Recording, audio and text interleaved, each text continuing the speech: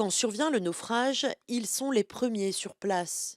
Le 16 mars 1978, l'équipage du Super Frelon de la Marine nationale décolle de la base de Lanvéoc vers minuit avec très peu d'informations. On n'avait aucune indication. Les seules indications que l'on avait, c'est un pétrolier s'est échoué au large de Port-Salle. Allez voir ce que vous pouvez faire.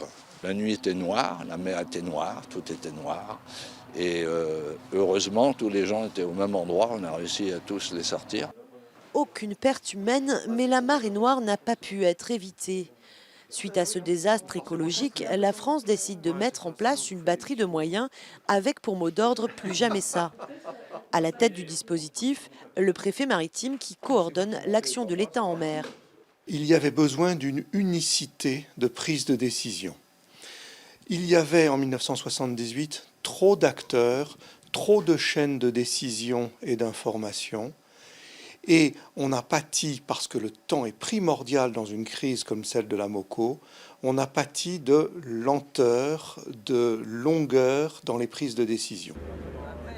24 heures sur 24 et tous les jours de l'année, l'abeille Bourbon, super remorqueur affrété par l'État, se tient en alerte à Brest. Sa mission, intervenir dès qu'un navire en détresse est repéré. Autre moyen à la disposition du préfet maritime, le Falcon 50. Depuis la base de Lorient, l'avion de la Marine nationale survole plusieurs fois par semaine les côtes atlantiques.